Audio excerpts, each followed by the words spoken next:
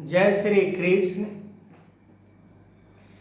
मानव जन्म इसलिए प्राप्त नहीं हुआ है कि संसार को ही भोगता रहे।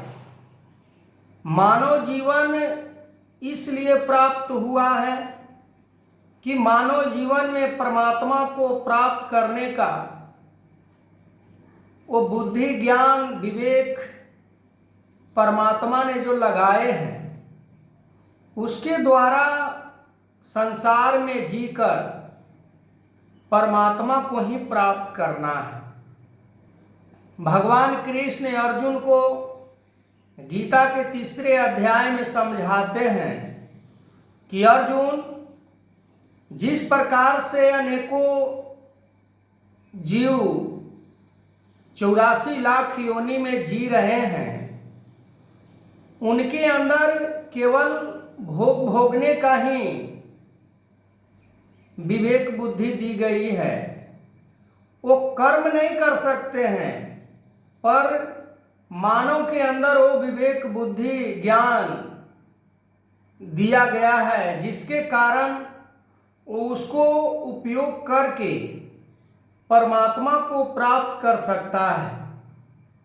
पर आज संसार में देखा जाता है कि संसार के भोगने में, संसार के पदार्थों में, संसार के वस्तुओं में मानव मात्र को इतना प्रेम हो गया है कि उसके आगे वो किसी को महत्व देता ही नहीं। संसार के वस्तु के साथ इतना उसे लगाव हो गया है जो छोड़ने का नाम नहीं लेता। उसको पता ही नहीं कि हमें मानव जीवन किस लिए प्राप्त हुआ है।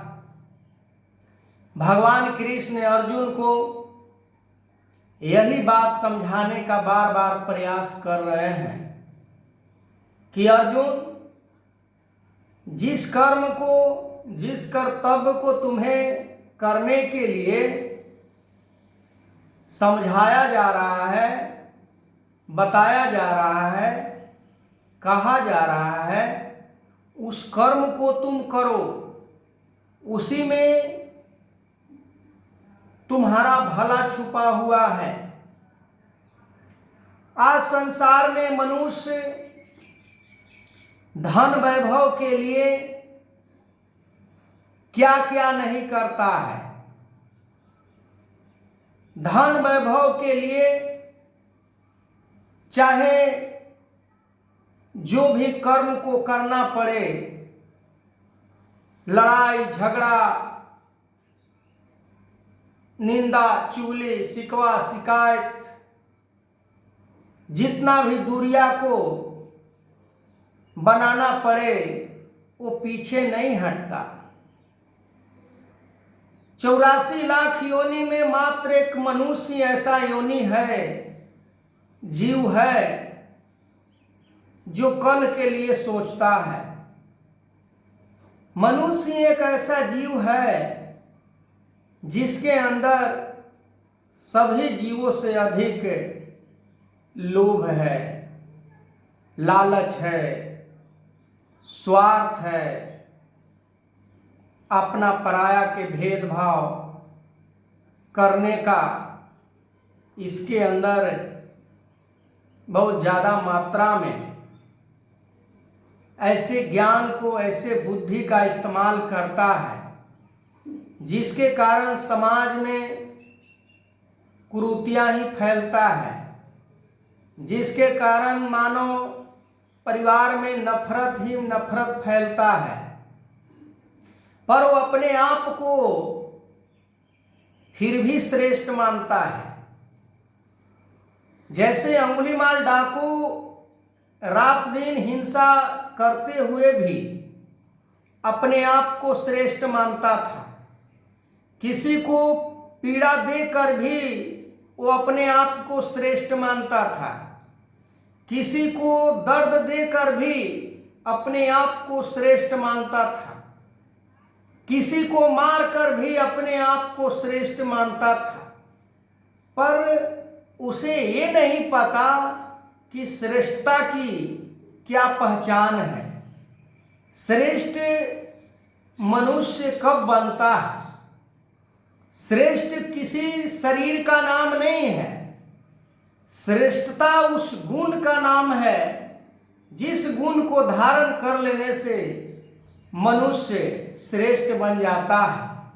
और वो गुण प्यार वाली गुण, अपनापन वाली गुण,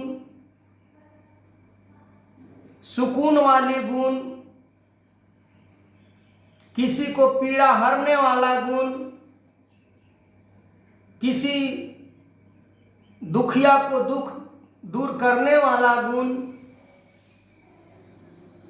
परहित सरिस धर्म नहीं भाई, पड़ पीड़ा समने अधमाई। जितना अपने लिए भूख प्यारा होता है, जितना अपने लिए दुख मुसीबत खड़ा कर देता है, उतना ही हम सामने वाले का भी दुख के बारे में ख्याल रखें। अपने लिए भूख का इंतजाम हम करते हैं, उतना ही दूसरे को भी भूख की महत्व को समझे कि हमारे जैसे ही भूख सामने वाले को भी होता होगा। पर इंसान के अंदर इतना कठोरता, इतना क्रूर हृदय, जो राष्ट्रपिता गंगा तट पर फरमा रहे थे कि हमें नाली के पानी की तरह बनना है, कि गंगा के पानी के जैसे निर्मल पवित्र बननी है। गंगा के पानी के जैसे बनना है तो मन के अंदर प्रेम को स्थापित करना होगा, मन के अंदर प्यार स्थापित करना होगा, मन के अंदर अपनापन स्थापित करना होगा। यदि नाली के पानी के जैसे तुम्हें बनना है तो बैर, ईर्षा, नफरत, ऊंच नीच, जाति, धर्म, पर ये सभी गुण सतगुरु ने हम सभी को पहले ही ज्ञान देने से पहले इन सभी अवगुणों को बाहर करने की बात बताए थे। पर हम इसको त्याग नहीं करना चाहते हैं, क्योंकि हमें परमात्मा को प्राप्त करने का भूख है, होता ही नहीं है। हम सतगुरु के दर पर यदि आ भी रहे हैं तो कुछ इच्छा को लेकर आते हैं, कुछ कामना को लेकर आते हैं। हम परमात्मा के लिए सतगुरु से नहीं जुड़े होते हैं। हमें संसार के भोग विलास, सुख, चैन, आराम, ऐश्वर्य प्राप्त करने के लिए सतगुरु के दर पर आते हैं। भगवान कृष्ण अर्जुन को यही बात समझाने का फिर प्रयास कर रहे हैं कि अर्जुन, ये संसार के जितने भी भोग पदार्थ है ये सभी नश्वर है, आज है कल मिटने वाला है। तो आगे मैं इस वीडियो को कंटिन्यू करूंगा।